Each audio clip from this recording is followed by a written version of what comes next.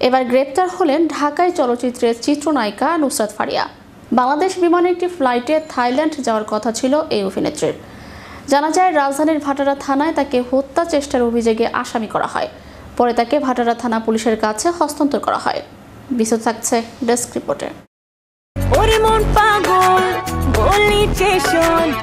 এবার গ্রেপ্তার হলেন ঢাকায় চলচ্চিত্রের চিত্রনায়িকা নুসরাত ফারিয়া। বাংলাদেশ বিমানের একটি ফ্লাইটে থাইল্যান্ড যাওয়ার কথা ছিল এই অভিনেত্রীর। জানা যায়, রাজধানীর ভাটারা থানায় তাকে হত্যা চেষ্টার অভিযোগে আসামি করা হয়।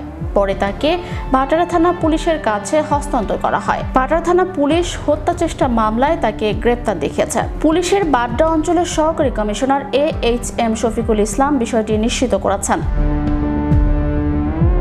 ভাটারা থানা পুলিশের একটি সূত্র জানায়, গ্রেপ্তারের পর ফারিয়াকে থানায় আনা হয়েছিল।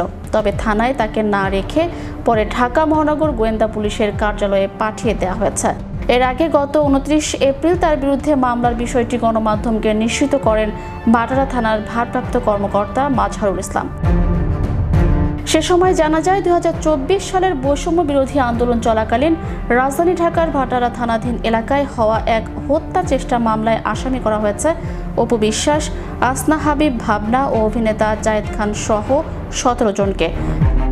মামলা সূত্রে জানা যায়, সাবেক প্রধানমন্ত্রী ও আওয়ামী লীগ সভানেত্রী শেখ হাসিনা এবং তার সরকারের সংশ্লিষ্ট 283 জন ও অজ্ঞাতনামা 300-400 জনের বিরুদ্ধে ঢাকার CMM আদালতে মামলাটি করেছেন এনামুল হক। মামলায় বৈষম্য বিরোধী আন্দোলনের বিপক্ষে অবস্থান নিয়ে আওয়ামী লীগের অর্থ যোগানদাতা হিসেবে আসামি করা হয় ঢাকায় চলচ্চিত্রের অভিনেত্রী নুসরাত ফারিয়াকে। মামলায় আরও উল্লেখ করা হয়, এসব আসামিরা বৈষম্য বিরোধী ছাত্র আন্দোলন দমন করার জন্য বিপুল অর্থ যোগান দিয়েছেন। এ সময় অন্য আসামিদের ছোড়া গুলি বাদী এনামুল হকের ডান পায়ে লাগলে সঙ্গে সঙ্গে তিনি অজ্ঞান হয়ে রাস্তায় পড়ে যান। উল্লেখ্য, নুসরাত ফারিয়া 2015 সালে চলচ্চিত্রে অভিনয় শুরু করেন।